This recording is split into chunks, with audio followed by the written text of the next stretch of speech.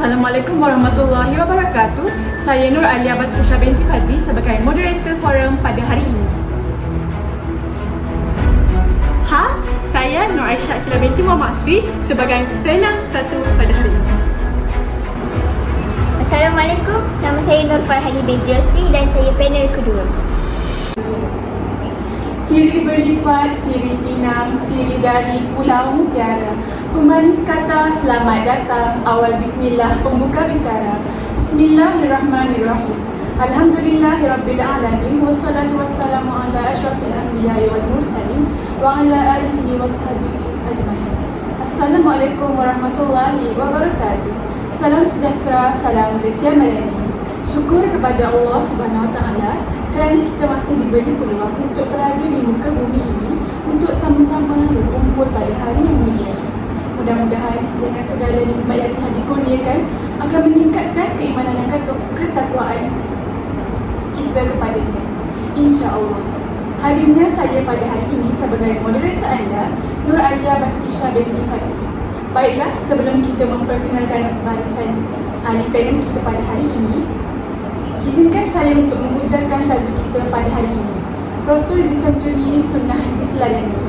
Nabi Muhammad SAW telah dilahirkan di Mekah hari Isnin menjelang terbitnya fajar 12 Rabiul Awal tahun Gajah bertepatan dengan 20 April 571 Masehi. Dinamakan tahun Gajah kerana waktu itu bala tentera Abrahah dari Yaman menyerang Kaabah dan ingin meruntuhkannya menaiki gajah. Namun, dengan kuasa Allah Subhanahu Wa Taala, serangan mereka menemui kegagalan apabila Allah mengirim burung ababil yang menjatuhkan batu dari neraka kepada mereka. Ayahanda Nabi Muhammad SAW, Abdullah, meninggal dalam perjalanan pulang dari Syam dan dimakamkan di Madinah.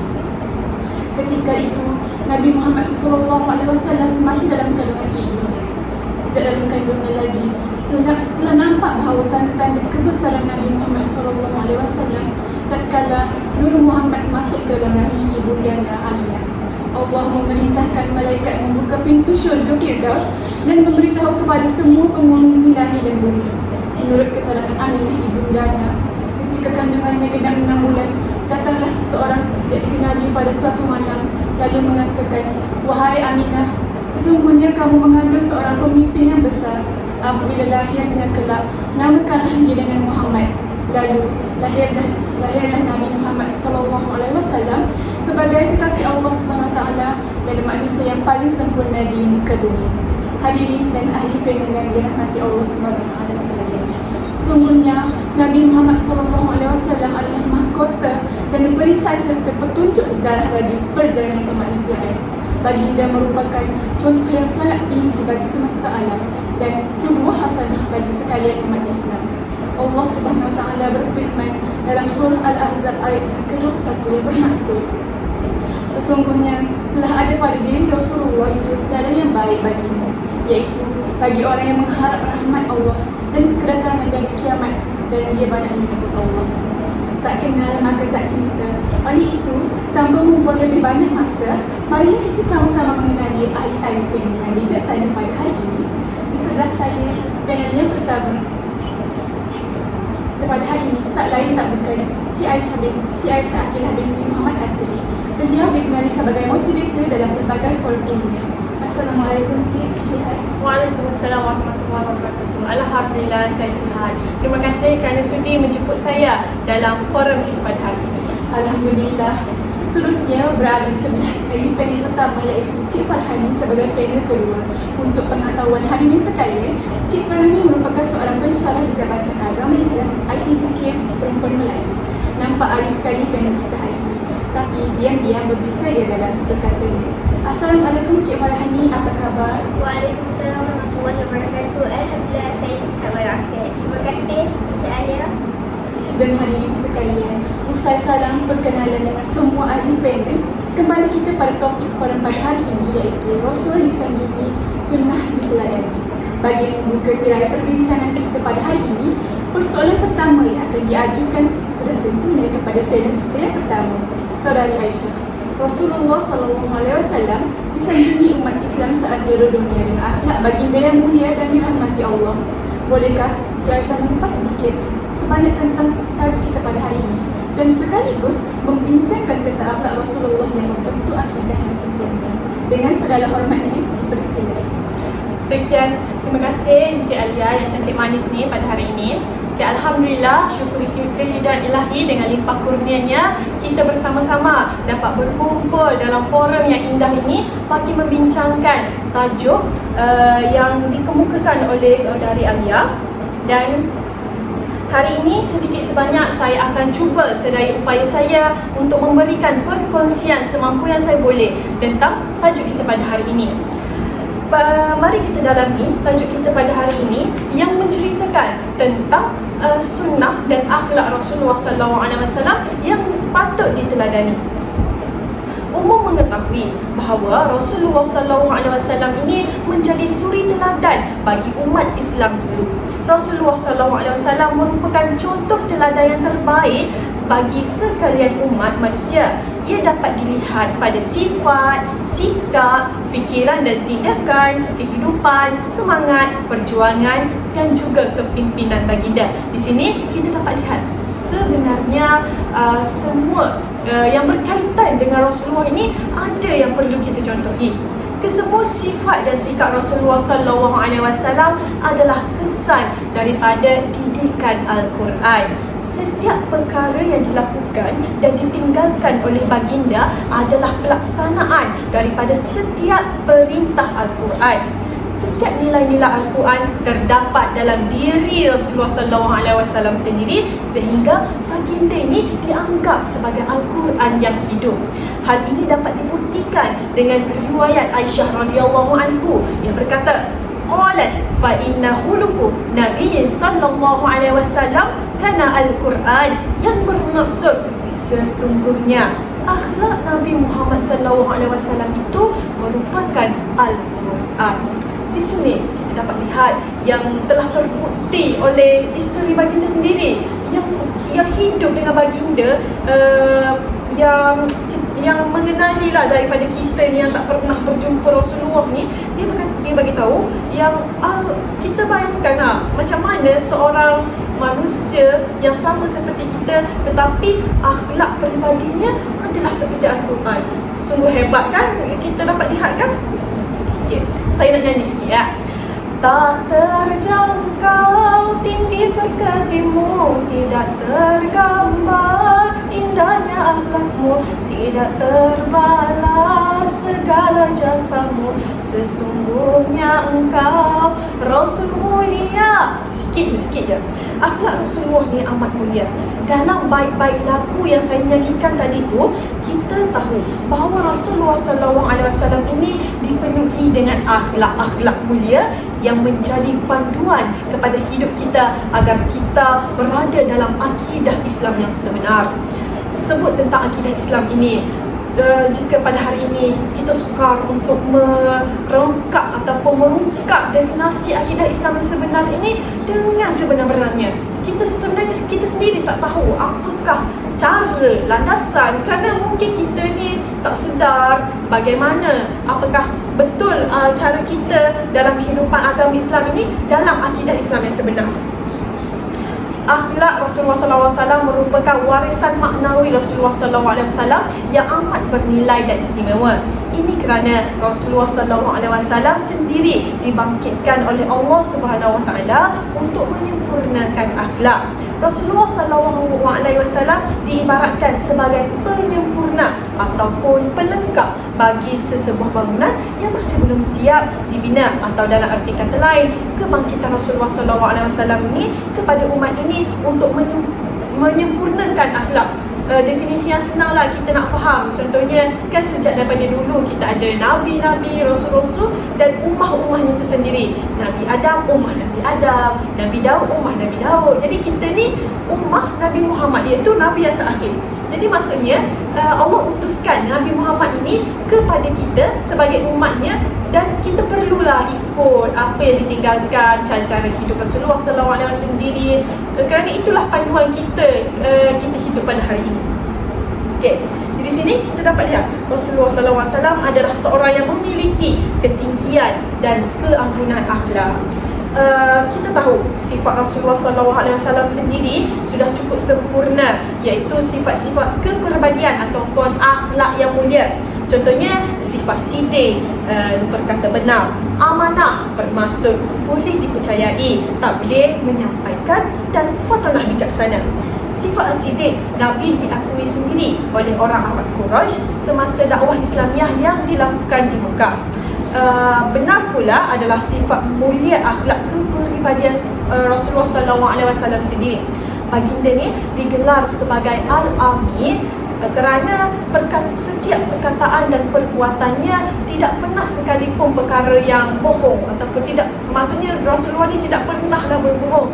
Ada katanya pada zaman dulu gelaran Rasulullah ni orang tak panggil, orang panggil Al-Amin dia, kerana ialah orang percaya, orang tahu dia benar, sehingga sekeliling dia panggil dia Al-Amin. Okey, selain daripada itu, segala perbuatan baginda juga bersifat benar. Seperti yang saya kata tadi, Abu Bakar sentiasa membenarkan setiap baik-baik perkataan dan perbuatan Rasulullah SAW. Bagi sifat amanah pula telah menyebabkan Khadijah menyerahkan modal yang besar kepada baginda Rasulullah SAW untuk uruskan perniagaan. Kita tahu jurang perbezaan umur Khadijah dan Rasulullah ni kan panjang kan. Jadi contohnya macam kita kan, berumur 30 atau 40 ni kan, nak bagi modal dekat anak-anak muda, mungkin kita tak bagi sepenuhnya kan modal besar kan, sebab ialah bukan tak percaya, tapi susah nak cari yang betul-betul beramanah, menggunakan dengan betul. Tetapi sifat Rasulullah SAW yang amanah ni sehinggakan Khadijah ni menyerahkan modal yang besar untuk menguruskan perniagaannya. Jadi di sini kita dapat lihatlah Rasulullah ni memang benar-benar amanah dengan sesuatu yang telah diamanahkan olehnya. Okay. Seterusnya kita lihat dalam bukti bersifat tabligh. Baginda menyampaikan setiap perkara yang diturunkan oleh Allah Subhanahu Wa Taala melalui malaikat Jibril dengan bersungguh-sungguh.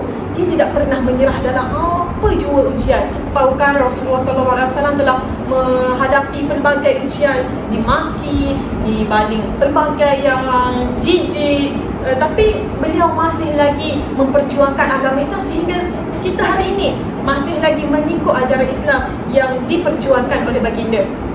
Di sini kita dapat lihat bahawa bahawanya juga Rasulullah SAW ini tidak pernah menongkat tambah apa-apa yang disampaikan oleh Allah Subhanahu Wa Taala. Semua ajaran yang disampaikan dan ditinggalkan kepada kita ni semuanya datang daripada Allah Subhanahu Wa Taala.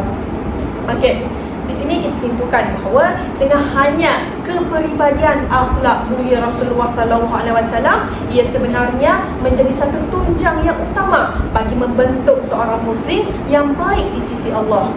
Bayangkan jika seluruh umat Islam menjadikan akhlak kepribadian mulia Rasulullah SAW ni sebagai panduan kehidupan dan diikut setiap nilai-nilainya. Bukan saja apa yang saya katakan nilai-nilai akhlak Rasulullah itu memang sifat dia. Ada lagi banyak lagi akhlak-akhlak mulia yang Rasulullah amalkan, seperti sentiasa tersenyum, menghormati orang lain. Jadi sekiranya semua orang mengikut, menjadikan panduan itu, bukankah kita akan membentuk satu ummah yang terbaik dalam membentuk akidah Islam yang sempurna kan? Lebih lagi, isu-isu akidah di Malaysia semakin menjadi-jadi.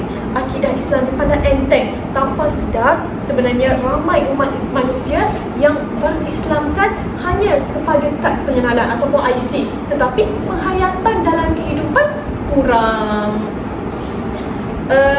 Kita sebagai umat Rasulullah SAW yang terakhir ni, tujuan sesebaki kehidupan kita ni perlulah dipenuhi dengan amalan-amalan mulia, membaiki akhlak kita, membaiki perkati diri, membaiki cara hidup kita agar tidak terpesong dalam akidah Islam yang sempurna.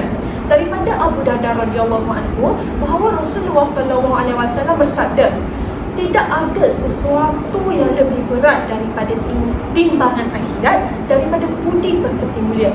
Riwayat Abu Daud dan At-Tirmizi. Allah menjadikan Muhammad sebagai teladan yang baik bagi menyampaikan berita baik kepada kita agar kita membentuk satu ummah yang cemerlang di dunia dan di akhirat.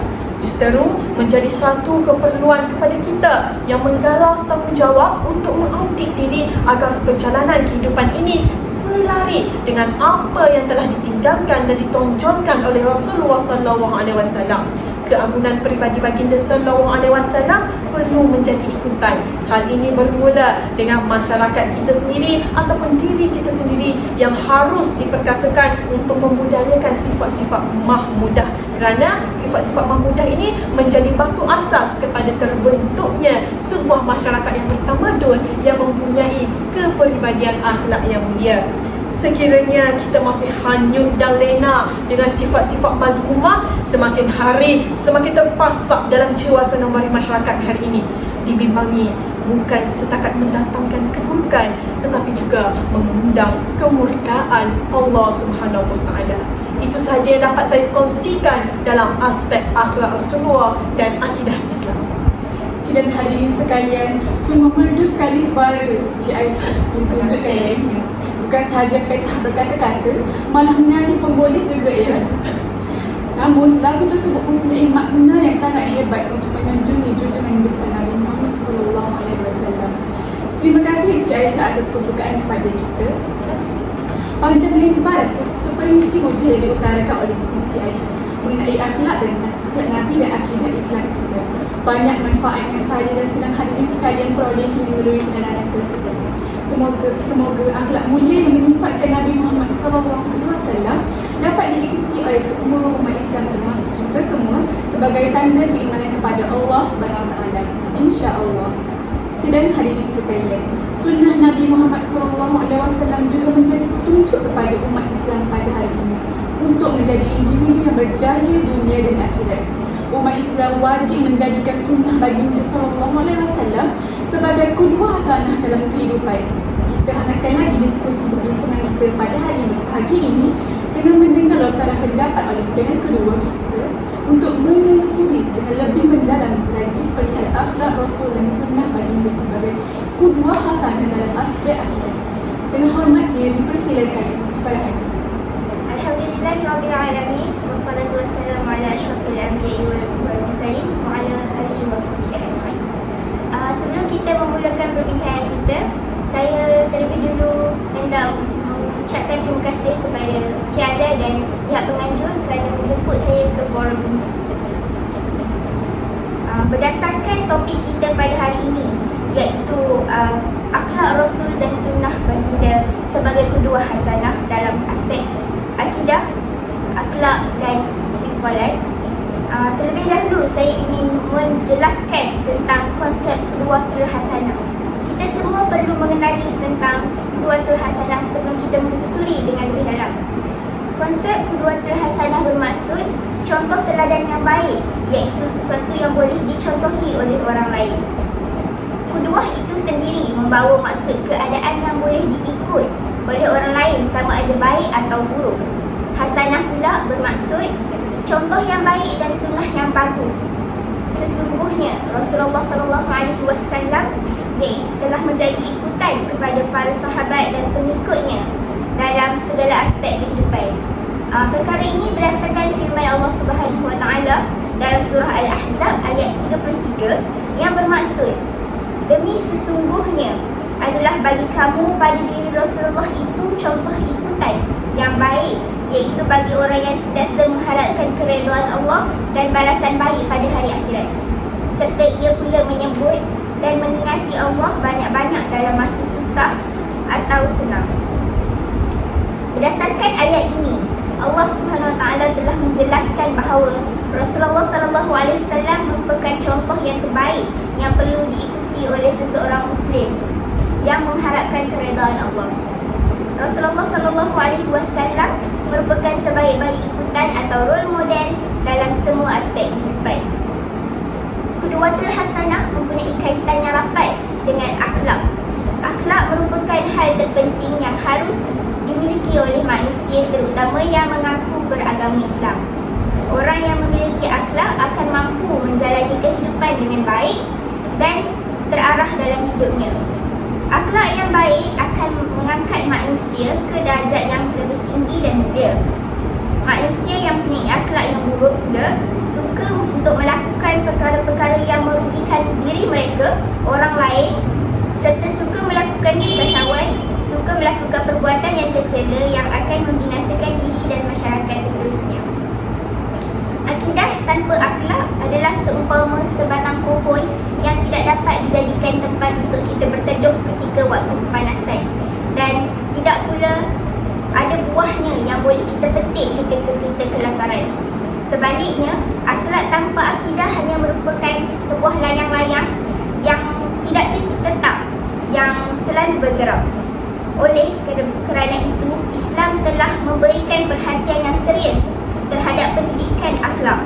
Rasulullah SAW telah menegaskan bahawa kesempurnaan iman seseorang terletak pada kesempurnaan dan kebaikan akhlaknya. Sabda beliau dalam sebuah hadis riwayat Muslim, orang mukmin yang paling sempurna imannya adalah mereka yang paling bagus akhlaknya. Dengan demikian, untuk melihat kuat atau lemahnya iman dapat kita ketahui melalui tingkah laku ataupun disebut sebagai akhlak seseorang. Kerana tingkah laku tersebut merupakan perwujudan dari iman yang ada di dalam hati kita. Jika perbuatannya baik, petanda ia mempunyai iman yang kuat. Malah, jika perbuatannya buruk, maka dikatakan ia mempunyai iman yang lemah. Dengan kata lain bahawa iman yang kuat mewujudkan akhlak yang baik dan mulia, sedangkan iman yang lemah mewujudkan akhlak yang jahat dan buruk. Dalam hal ini, Nabi Muhammad SAW telah menjelaskan bahawa iman yang kuat itu akan melahirkan perangai yang mulia dan rosaknya akhlak berpangkal dari lemahnya iman. Orang yang berperangai tidak baik dikatakan oleh Nabi sebagai orang yang kehilangan iman. Beliau bersabda, malu dan iman itu keduanya saling bergandingan antara satu sama lain. Jika salah satunya hilang, maka yang satunya lagi juga hilang. Kalau diperhatikan daripada hadis di atas, dapat kita kupaskan bahawa rasa malu sangat berpautan dengan akidah kita. Akidah dan erat hubungannya dengan akhlak. Akidah merupakan landasan dan dasar untuk semua perbuatan yang kita lakukan. Akhlak adalah segenap perbuatan yang baik dari seorang mukallaf, baik hubungannya dengan Allah ataupun hubungannya sesama manusia ataupun hubungannya segenap lingkungan hidupnya. Oleh itu, keduanya tidak dapat dipisahkan seperti halnya antara jiwa dan raga. Hal ini dipertegaskan oleh Allah Subhanahu Wa Taala dalam Al-Quran yang mengemukakan bahawa orang-orang yang beriman yang melakukan berbagai amal soleh akan memperoleh imbalan pahala di sisinya. Dia akan dimasukkan ke dalam syurga Firdaus. Penegasan ini dikemukakan dalam surah Al-Kahfi ayat 107 hingga ke 109. Izinkan saya untuk membaca. Silakan. Bismillahirrahmanirrahim. Innal ladzina amanu wa 'amilus solihati kanat lahum jannatul firdaus nuzula khalidina fiha la yabghuna 'anha hiwala. Bermaksud, sesungguhnya orang-orang yang beriman dan beramal soleh, bagi mereka adalah syurga Firdaus, menjadi tempat tinggal. Mereka kekal di dalamnya, mereka tidak ingin berpindah daripadanya. Ayat ini telah memperlihatkan kepentingan akhlak dan akidah. Dengan akhlak yang baik, seseorang akan mampu memperkuatkan akidah dan menjalankan ibadah dengan baik dan benar. Dengan itu, ia akan mampu mengimplementasikan tauhid ke dalam akhlak yang mulia ataupun akhlakul karimah. Hubungan manusia dengan Allah Subhanahu Wa Taala-nya dan kelakuannya terhadap Allah Subhanahu Wa Taala ditentukan dengan mengikut nilai-nilai akidah yang telah ditetapkan. Kerana barang siapa yang mengetahui Sang Pencipta yang benar, nescaya ia akan dengan mudah berperilaku baik sebagaimana perintah Allah, sehingga ia mungkin menjauh atau bahkan meninggalkan perilaku-perilaku yang telah ditetapkannya. Suka saya nak kongsikan tentang contoh akhlak yang menunjukkan ketinggian akidah. Dapat kita lihat akhlak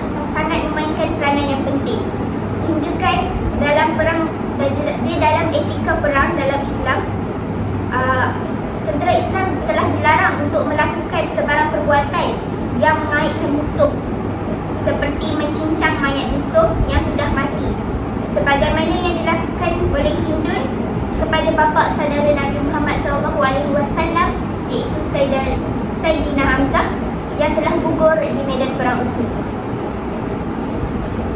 Rasulullah SAW telah mengajarkan kita tentang kebaikan akidah dan sentiasa berbuat baik kepada semua orang walaupun musuh kita yang bakal menikam dan membunuh kita daripada belakang. Setakat itu saja perkongsian saya. Alhamdulillah, demikianlah sudah penerangan yang diterangkan oleh Cik Al-Hari. Banyak yang kita dapat dan perolehi daripada penceritaan tersebut. Hadirin yang dihormati, setelah dengar dan fahami dari kedua-dua lontaran wadah bicara kedua-dua panel kita pada hari ini, saya dapat simpulkan bahawa sebenarnya akhlak Rasulullah mampu merangkumi berbagai aspek bagi membentuk akidah Islam yang sempurna.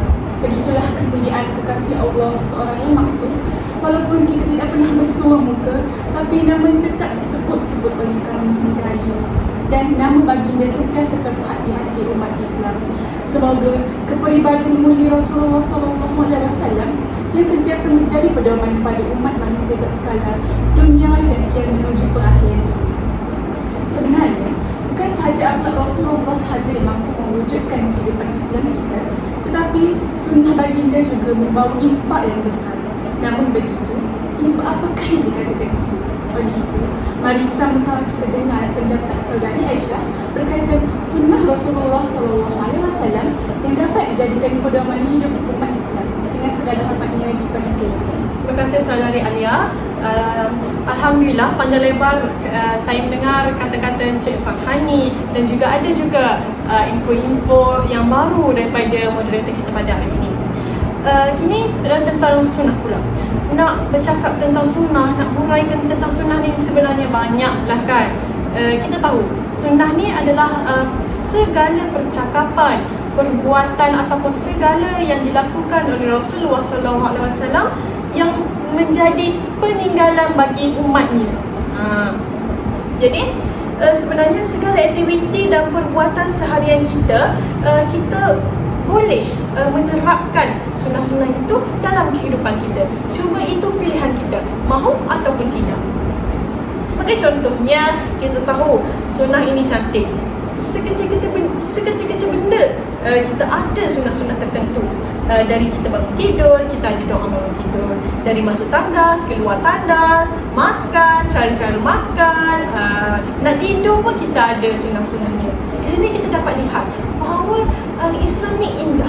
Bukan sahaja perkara-perkara yang wajib itu kita ada, tapi kita ada penambah rasa, iaitu sunnah-sunnah Rasulullah, akhlak-akhlak Rasulullah bagi melengkapkan satu kehidupan Islam yang indah dan sempurna.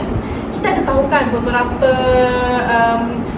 seorang ni yang dia daripada non-Muslim memasuki Islam kerana dia melihat cara kehidupan Islam ni teratur, ada peraturan. Dia kata macam ni, saya lihat agama Islam ni sangatlah teratur, ada objektif untuk kehidupan, ditambah pula dengan sunnah-sunnah yang menariklah, ada corak kehidupan kita. Agama dia sebelum ni dia rasa kosong, huru-hara, macam tiada tata tertib kehidupan lah. Tapi bila dia lihat Islam, kita ada semayang pun kita ada masa-masa dia kan, jadi teratur. Ada sunnah-sunnah yang kita dapat tambah dalam kehidupan kita. Jadi di sini kita dapat lihat bahawa sunnah dan akhlak Rasulullah ini menjadi penambah rasa ataupun penambah corak yang mulia dalam kehidupan kita. Okay? Jadi saya nak kongsikan firman Allah Subhanahu Wa Taala dalam surah Ali Imran ayat 31 yang berbunyi, A'udzubillahi minasyaitonirrajim. Qul in kuntum tuhibbunallaha fattabi'uni yuhibbukumullahu wa yaghfir lakum dzunubakum. Wallahu ghafurur rahim. Yang bermaksud, katakanlah Muhammad, jika kamu mencintai Allah, ikutlah aku. Niscaya Allah mencintaimu dan mengampuni dosa-dosamu. Allah Maha Pengampun, Allah Maha Penyayang. Itu kata-kata Rasulullah kepada umat-umatnya.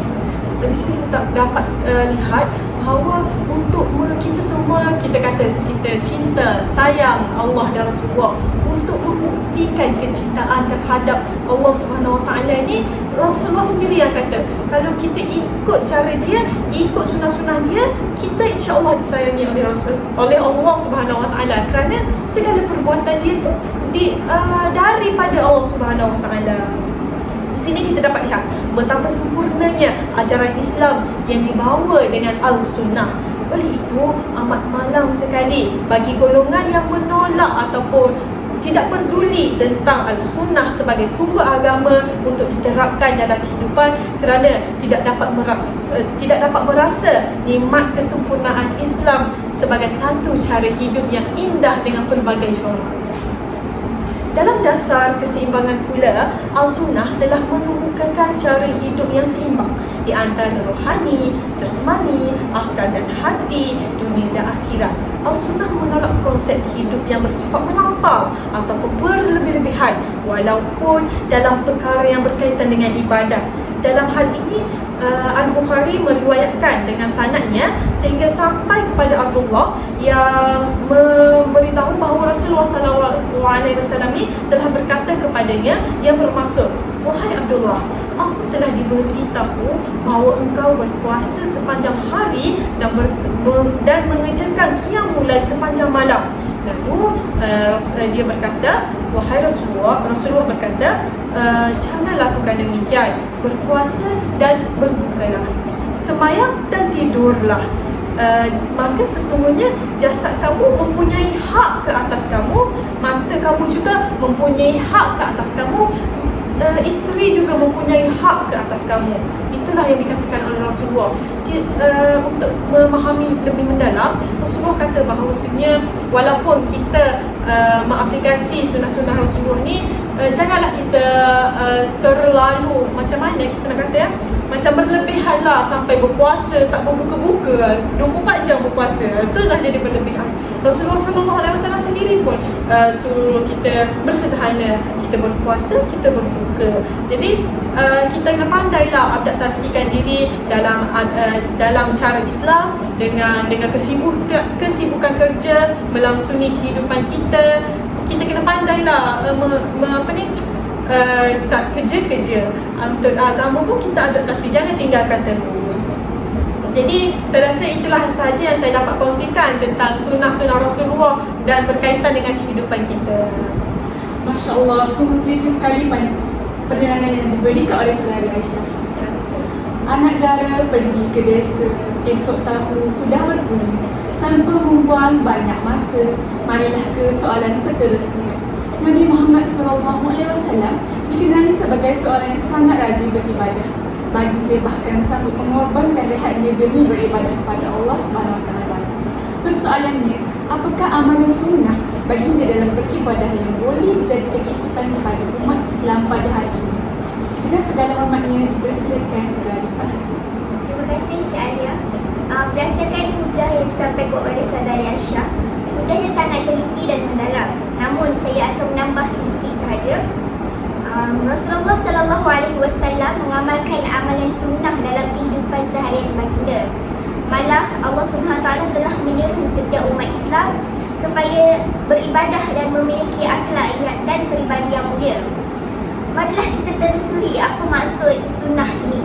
Sunnah ini merupakan amalan-amalan apabila kita melakukannya kita mendapat pahala dan kita tidak berdosa apabila kita meninggalkannya. Amalan sunnah ini mudah apabila setiap manusia mempunyai niat dan berusaha untuk mengamalkannya dalam kehidupan seharian kita. Namun, amalan sunnah Nabi Muhammad SAW dan para pahala sahabat kian dilupakan oleh masyarakat kita kini.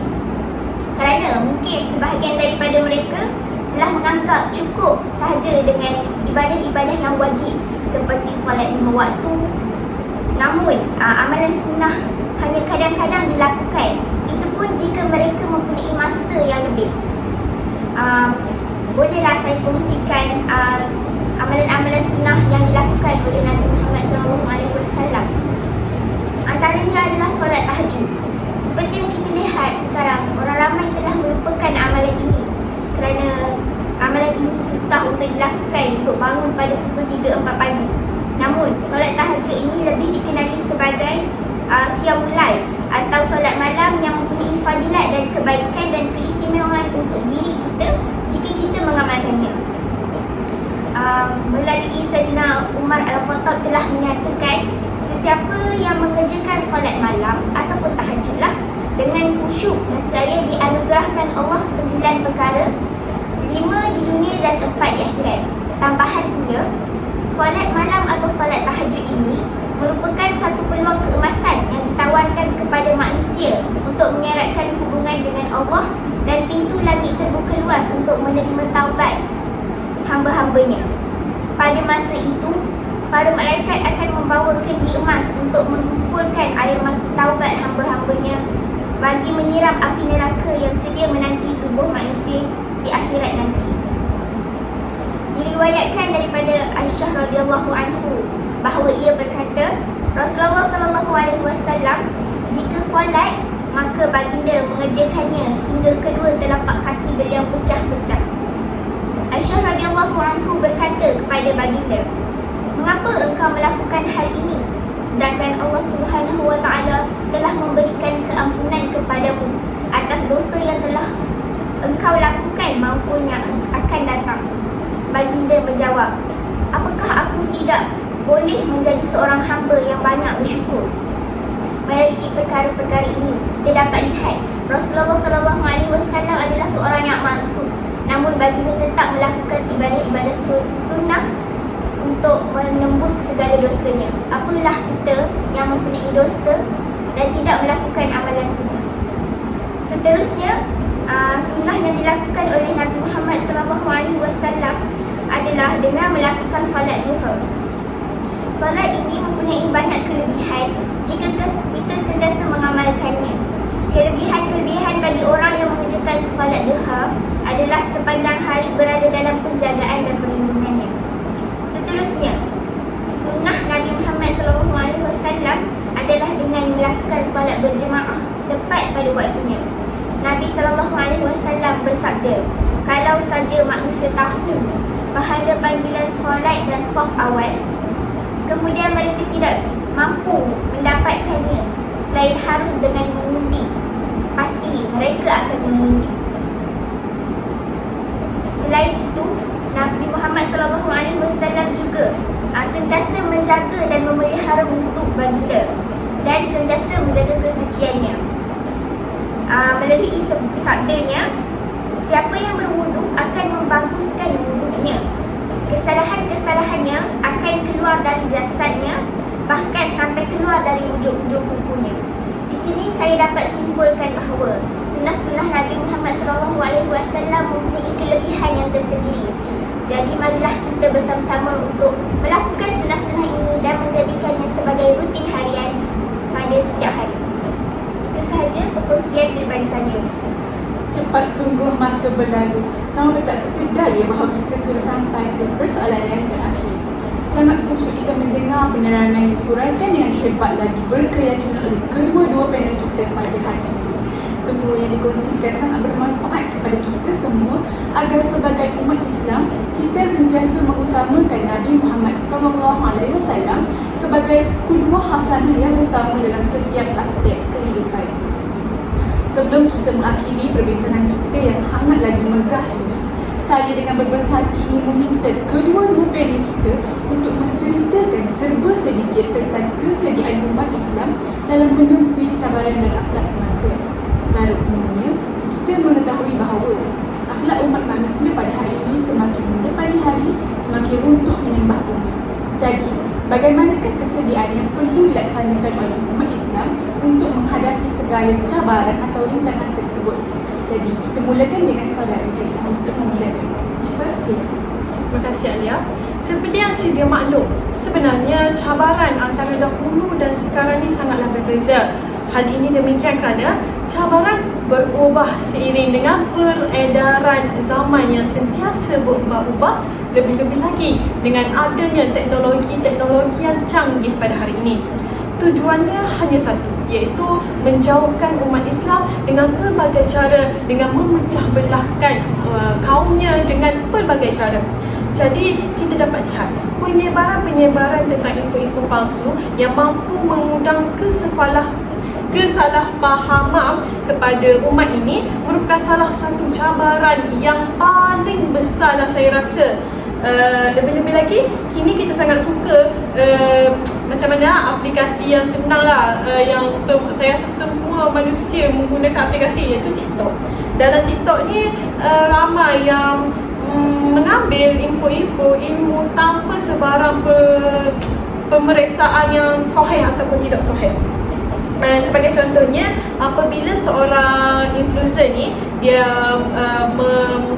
mengupload satu video berkaitan dengan Islam, tetapi perkara itu mungkin tidak betul, kita tak tahu betul ataupun tidak. Contohnya pada baru-baru ini ada satu influencer lelaki ni, dia mengupload satu doa dan hadis tentang hate, tentang fake solat dan cara-cara hilangkan sakit lah apa semua. Penonton video tu mencecah seramai 1 million lah saya rasa. Bayangkan 1 million tu sebenarnya terus mengikut tanpa usul periksa. Beberapa hari selepas tu ada seorang ustaz ni dari mufti dari sebuah negeri yang memberitahu bahawasanya tiada satu buah hadis ataupun ayat yang menunjukkan kata-kata dia tu adalah sahih. Apa yang disampaikan itu adalah benar. Di sini bahaya kan sebenarnya, kita menyebarkan sesuatu yang salah, lepas tu orang ikut, orang dah ramai ikut, sebab benda ni mudah sangat kita sebarkan. Tapi kalau ada yang amal apa semua, bukankah merosakkan akidah Islam ini? Jadi itu adalah satu cabaran lah bagi umat kita ni yang sebenarnya dah ada rangka Islam yang ditinggalkan oleh Rasulullah ini yang sempurna, tetapi dengan adanya pelbagai unsur-unsur dari pelbagai cara ni membuatkan percanggahan, membuatkan masalah-masalah isu-isu akidah ni semakin berleluasa. Okey. Jadi dalam penyediaan kita sebagai ummah yang terakhir ini sangatlah memainkan peranan yang besar. Kita ni sebagai ummah ni melawan, sebenarnya kita macam melawan diri sendirilah. Kerana kita bermula bagi mencegah sesuatu, memperbaiki sesuatu perkara ni, kita bermula daripada diri sendiri. Kita haruslah sedarlah ataupun tidak perlu lagi membuangkan masa kepada aplikasi-aplikasi, teknologi-teknologi, perkara-perkara yang mendatangkan kepada isu-isu negatif. Jadi kita haruslah mendalami ilmu-ilmu agama agar dapat macam mananya kita baiki akhlak, baiki peribadi kita, belajar tentang akidah agama ni, agar kita tahu mana yang baik, mana yang buruk, mana yang betul, mana yang salah. Bukan itu saja, kita sebagai umat Islam juga perlu mengadaptasikan cara kita sebenarnya semualah pelbagai pihak ni perlu ambil peranan untuk membentuk ataupun membaiki balik kehidupan kita pada hari ini ni dengan mengaitkan kehidupan yang sebenar yang ditinggalkan oleh Rasulullah SAW. Hal ini kita boleh aplikasikan dalam bentuk keluarga ataupun institusi pendidikan. Kan kita tahu falsafah pendidikan kebangsaan yang dikatakan oleh YP Fazlina itu sendiri, salah satunya adalah membentuk murid karamah insaniah. Karamah insaniah itu adalah berkaitanlah dengan ini, dari segi rohani, pengukuhan akhlak yang baik, akhlak mulia yang kita ambil contoh daripada Rasulullah SAW. Jadi insya-Allah falsafah pendidikan kebangsaan juga selaras dengan apa yang kita bincangkan pada hari ini, iaitu membentuk karamah insaniah, membentuk akhlak yang mulia dan mengaitkan sunnah-sunnah cara hidup Islam ini kepada umat-umat kita, kepada masyarakat kita. Jadi di sini dapat saya simpulkan bahawa kita sebenarnya masih lagi ada masa, dan kita lebih-lebih lagi kita ni banyak kemudahan yang kita boleh buat. Kalau dulu betul lah kita perlu cari guru, perlu cari sumber yang betul, tapi sekarang ni maklumat di hujung jari. Cuma kita saja nak ataupun tidak. Jadi sama-samalah kita berusaha bagi memperbaiki lagi kualiti kehidupan kita ke arah kehidupan ajaran Islam, ikutan Rasulullah SAW ini dengan lebih mendalam, dengan lebih yang baik. Jadi itu saja saya dapat kongsikanlah tentang aspek daripada pelbagai aspek daripada sikap dan amalan kehidupan Rasulullah SAW. Baiklah, terima kasih kepada saudari Aisyah. Daripada apa yang diceritakan oleh saudari, dapat kita tahu bahawa media sosial pada hari ini sedikit sebanyak dapat menggoyahkan akidah umat Islam. Oleh itu, sebagai umat yang sentiasa mendekatkan diri kepada Allah, kita harus sentiasa menjaga akidah kita daripada terpesong daripada media sosial pada hari ini. Seterusnya kita berbalik kepada saudari Cik Fatani. Apakah yang boleh diuraikan oleh saudari tentang kesediaan umat Islam untuk memenuhi cabaran dan isu dalam menyempurnakan akhlak dengan sepenuh hatinya? Dipersilakan. Terima kasih Cik Alia. Berdasarkan cabaran-cabaran dakwah Rasulullah seperti yang Cik Aisyah cerita tadi, Cik Aisyah telah menyentuh tentang cabaran pada masa kini. Namun saya akan menyentuh cabaran-cabaran dakwah Rasulullah SAW yang telah dilakukan pada zaman Nabi Muhammad SAW itu sendiri. Sesungguhnya kita tahu bahawa Rasulullah SAW memanglah seorang yang gagah dan berani dalam mempertahankan agamanya. Tak kira apa sesuatu yang berlaku, beliau akan mempertahankan agama baginda. Namun di sebalik kekuatan dan kekuatan yang baginda ada, terdapat berbagai rintangan dan cabaran yang baginda perlu hadapi untuk menjalankan tugas hakiki baginda supaya Islam dapat tersebar dengan ke seluruh negara di dunia.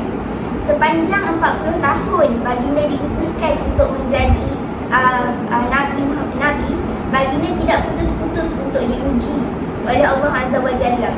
Banyak rintangan dan cabaran yang perlu dihadapinya dalam meneruskan usaha baginda untuk menyampaikan dakwah supaya umat-umatnya sentiasa berada di landasan yang benar.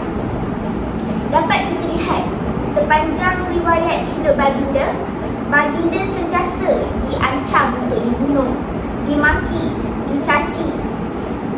Malah dakwah baginda sendiri ditentang oleh orang-orang kafir, termasuklah bapa saudara baginda itu sendiri, iaitu Abu Lahab.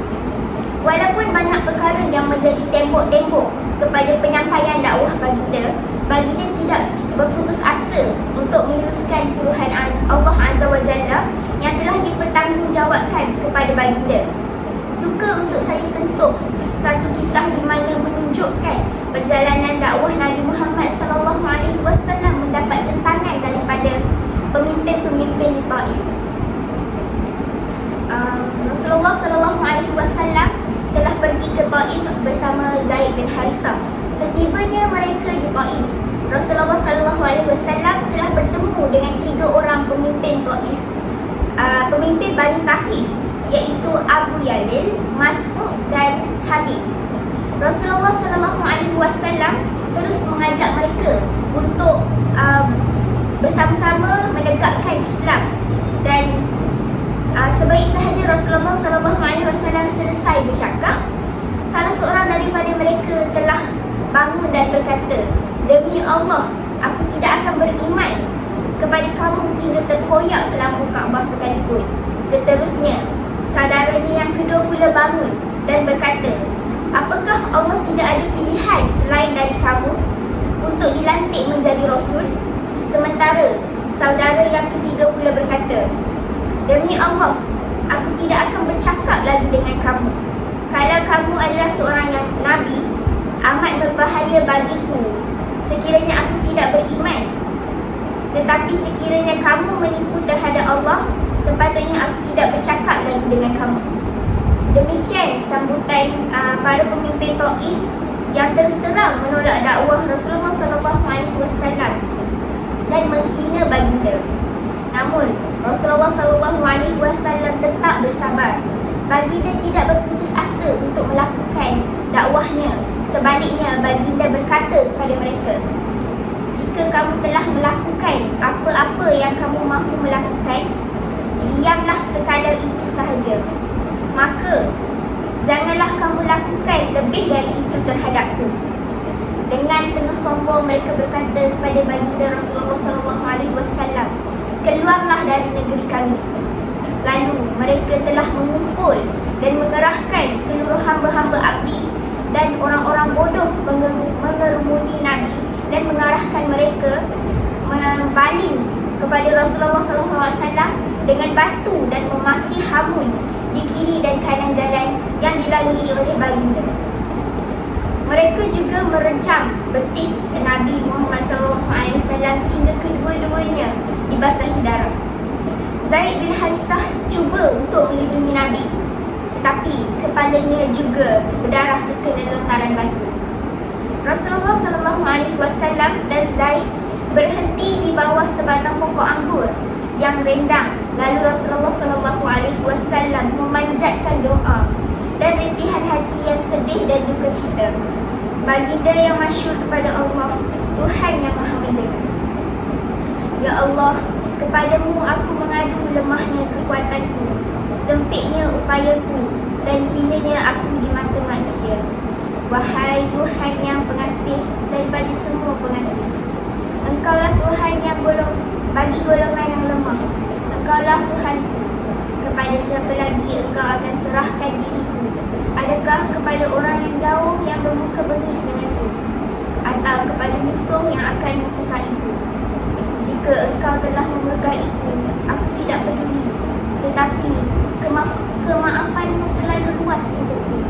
Aku berlindung dengan cahaya zatmu yang menerangi segala kegelapan, dan kerananya lah semua urusan dunia dan akhirat akan menjadi baik. Daripada turunnya kemurkaanmu kepadaku atau berlakunya kemurkaanmu kepadaku, hanya kepadamu aku kembali, supaya Engkau redha. Tiada upaya dan kekuatan kecuali denganmu. Berdasarkan kisah sirah yang amat menyedihkan yang telah saya sampaikan sebentar tadi, sebagai umat Islam, kita mestilah mempersiapkan diri kita dengan pegangan akidah dan akhlak yang kukuh. Penerapan asas agama terhadap semua golongan perlulah bermula semasa mereka lebih kecil. Bagi umat Islam, asas fardu ain, perkara-perkara berkaitan dengan akidah dan kepercayaan seperti mengenal Allah dan Rasulnya, mendirikan solat, membaca, memahami Al-Quran dan mempraktikannya hendaklah dilatih lebih awal kerana merentuh buluh biarlah dari rebungnya. Penerapan dan amalan ajaran agama mempunyai kaitan yang kuat dengan keberkesanan institusi keluarga. Tambahan lagi, pemberkasaan pengajaran mata pelajaran agama di sekolah mesti terus diperkukuhkan dari segi teori dan praktikal. Penekanan yang berterusan pada sudut tauhid dan akhlak amat diperlukan bagi menanamkan rasa ketuhanan pada diri setiap golongan. Penekanan ilmu tauhid dan akhlak perlu dilakukan secara sistematik agar dapat melahirkan rasa bertuhan dalam diri setiap umat Islam. Selain itu, ilmu-ilmu agama yang lain yang berbentuk praktikal juga perlu dimantapkan agar dapat membentengi diri mereka daripada terjebak dengan dosa dan perbuatan-perbuatan yang mungkar. Setakat itu sahaja perkongsian yang saya boleh teruskan. Alhamdulillah, setelah beberapa minit berlalu, sesi perbincangan kita pada hari ini sudah sampai ke penghujung. Sebelum kita teruskan dengan sesi soal jawab bersama penonton yang dikasihi, izinkanlah saya untuk merumuskan topik kita pada hari ini. Dapatlah kita menyimpulkan berdasarkan apa yang telah diperkatakan oleh ahli-ahli panel sekalian, Nabi Muhammad SAW sebenarnya guru hasanah yang terbaik bagi umat Islam yang merangkumi semua aspek kehidupan. Misalnya, aspek akidah, fiqh solat dan juga sifat. Contoh kisah akhlak kehidupan baginda juga mesti dijadikan inspirasi oleh umat Islam agar kehidupan sentiasa diberkati Allah SWT. Sungguh besar lagi sekali cabaran Nabi Muhammad SAW dalam menegakkan agama Islam. Oleh itu, kita sebagai umat Islam yang banyak dengan dosa perlulah mencontohi Nabi Muhammad SAW dalam menegakkan agama Islam. Usaha dan cabaran baginda dalam menyampaikan dakwah kepada umat manusia juga wajar dijadikan teladan bagi mencapai kehidupan yang diberkati Allah SWT. Sebagai umat Islam juga, kita wajarlah sentiasa bersedia untuk menempuhi segala cabaran dan halangan untuk mendidik hati dan fikiran agar sentiasa memohon rahmat daripada Allah SWT. Selesai sudah wadah perbincangan kita pada hari ini dengan tajuk Rasul disanjungi sudah teladan. Jadi marilah kita beralih kepada sesi soal jawab. Terdapat satu soalan yang ditanyakan oleh penonton dari komen Facebook, iaitu saudari Amali. Beliau telah mengajukan satu persoalan yang agak menarik. Soalan ini berbunyi, berdasarkan kepada forum, kesan daripada krisis ini ada sesetengah pihak cuba menentukan kedudukan akidah seseorang sama ada ini seorang yang beriman, fasik, murtad dan yang paling malang sekali adalah menjadi kufur. Persoalan besar timbul di sini. Kenapakah isu ini ditimbulkan sedangkan umat Islam pada hakikatnya bertauhidkan kepada akidah yang sama, berimankan kepada Tuhan yang esa dan berkiblat kepada arah yang sama? Persoalan ini saya serahkan kepada ahli-ahli PMB sekalian untuk menjawab. Dipersilakan.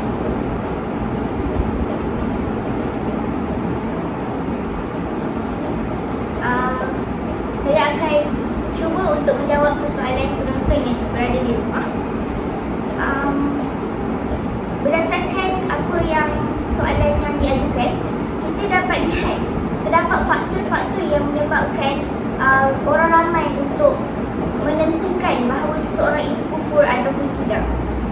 Namun, perkara itu tidak boleh dilakukan. Namun terdapat faktor. Faktor yang pertama adalah pemahaman sesuatu ideologi ataupun terpengaruh dengan gerakan dakwah semasa yang disalah tafsirkan dan penyalahan tafsir-tafsir ayat Al-Quran, taksub kepada fahaman tertentu dan sebagainya. Mereka yang taksub kepada fahaman tertentu ini tidak lagi menghormati persaudaraan sesama Islam, batas-batas iman dan kufur yang mengelirukan diri mereka sendiri. Cuba kita bayangkan, mereka ini sanggup memulaukan sesama umat Islam sehingga berlaku perpecahan di dalam masyarakat, dan yang paling malang, ada yang sanggup mengkufurkan sesama sendiri. Mereka berpegang dengan pandangan yang mengatakan bahawa orang Islam yang tidak beramal dengan syariat Allah yang terkandung di dalam syahadah dihukum kufur sekalipun melakukan ibadah-ibadah yang lain. Ingatlah, inilah bahayanya dan ancaman yang besar yang sedang mendatangi umat Islam. Persoalan sama ada amal tersebut sebagai penyempurna atau sebagai syarat sah kepada iman hanya berbeza apabila dirujuk kepada ilmu Allah Subhanahu Wa Taala. Menurut pandangan saya boleh petik, menurut pandangan Ibnu Hajar di dalam kitabnya iaitu Fath Al-Bari, menyatakan bahawa adapun pada pengetahuan manusia, iman hanya ikrar yang bermaksud pengakuan sahaja. Sesiapa yang mengaku Muslim dan mengucapkan dua kalimah syahadah, maka ia diakui sebagai Muslim dan hendaklah dilakukan ke atasnya hukum-hukum sebagaimana yang sepatut dilakukan terhadap orang-orang Muslim. Ia tidak lagi dihukum kafir kecuali setelah ternyata padanya amalan-amalan yang menunjukkan sebaliknya, seperti menyembah berhala dan sebagainya. Perkara ini berkaitan dengan iman. Iman merupakan sesuatu perkara yang tidak boleh ditunjukkan melalui tingkah laku kita. Ianya hanya berdasarkan kepercayaan dalam hati bagi kita. Oleh hal yang demikian, kita tidak bolehlah menuding jari untuk menunjukkan bahawa seseorang itu kafir atau kufur ataupun telah murtad dengan hanya melakukan beberapa perkara sahaja. Dalam Islam, pengucapan dua kalimah syahadah merupakan pintu masuk agama Islam. Mereka yang mengucap dua kalimah syahadah ini diiktiraf sebagai seorang Muslim dan melayakkan mereka untuk melakukan amalan-amalan dalam Islam, serta juga dilindungi darah dan harta benda mereka sebagai pencerobohan. Sabda Rasulullah SAW yang bermaksud, "Aku diperintahkan untuk memerangi manusia sehingga mereka mengatakan kalimah La ilaha illallah dan Muhammadur Rasulullah." Maka jika mereka telah mengucapkannya, maka terlindunglah darah mereka dan harta mereka kecuali dengan hak Islam, dan kedudukan mereka itu terserah kepada Allah Subhanahu Wa Taala. Setakat itu sahaja benda yang saya boleh jawab tentang persoalan yang diajukan oleh penonton. Okay, bagi saya pula, macam inilah, betul kata Cik Fani, ia sebenarnya tunjang utamanya adalah berkait dengan iman dan kepercayaan. Kita tahu bahawasanya pada dunia sekarang ni ada pelbagai cara yang semua boleh, ataupun musuh-musuh Islam ni boleh buat agar kita ni, umat Islam ni, ada salah faham, ada konflik, ada penimbulan persoalan yang boleh menyebabkan seseorang ni menjadi kufur, menjadi tidak yakin lah kita katakan, dan ada yang jenis menunding jari kepada sesama umatnya tanpa melihat diri sendiri. Hal ini sebenarnya berkait rapat dengan faktor persekitaran kehidupan, di mana cara kehidupan umat sekarang ni sangatlah bebas, sangatlah berleluasa,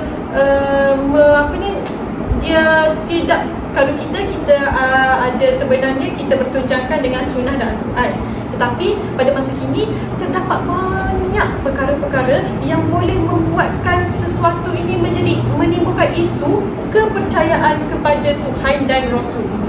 Jadi tunjang utamanya adalah kita memperbaiki iman kita. Sekiranya pelbagai sumber, lebih-lebih lagi pada hari ini terdapat pelbagai ajaran sesat. Ajaran sesat merupakan salah satu yang menyebabkan ada isu yang boleh kata golongan ini kufur, golongan ini tidak percaya macam ni, golongan ini fakir, apa semua tu. Jadi dengan pelbagai ni, kita perlulah membanteras dahulu ajaran-ajaran Islam ni agar percanggahan lah maklumat tentang agama Islam ni tidak ada. Biar ada satu je yang kita ikut. Jadi disebabkanlah isu ini timbul hanya disebabkan persekitaran dan faktor-faktor negatif dari luar seperti ajaran sesat itu yang mampu menyebabkan umat Islam ni saling menunding jari, yang kata engkau kufur, engkau ni tak percaya ni. Kadang-kadang kita sendiri mungkin ada kelakuan kita yang menyebabkan kita sendiri nipu. Disebabkan itulah Rasulullah SAW mengajar kita sunnahnya sebelum tidur kita perlulah mengucap 2 kalimah syahadah agar segala apa yang kita tak sedar, kelakuan kita, percakapan kita kerana kufur ni boleh dalam pelbagai cara. Oleh itu sama-samalah kita peringat supaya sentiasa mengucap kalimah syahadah dalam apa jua situasi agar kehidupan kita ni benar-benar dalam jalan Islam yang sempurna. Baiklah, terima kasih kepada kedua-dua ahli panel kerana sudi menjawab persoalan penonton. Saya mengharap agar apa yang diperkatakan oleh kedua-dua panel dapat menjawab persoalan yang bermain dalam fikiran mereka. Sebelum kita mengakhiri forum kita pada hari ini, saya ingin menyusul 10 jari memohon maaf sepanjang saya mengajar. Program ini terdapat salah tutur kata dan saya juga ingin mengucapkan terima kasih kepada kedua-dua panel kerana sudi menghadiri program pada hari ini. Sebelum saya mengakhiri forum kita pada hari ini, izinkan saya untuk memberi 2 rakaat pantun. Bunga dedap di atas para, anak dusun pasang pelita.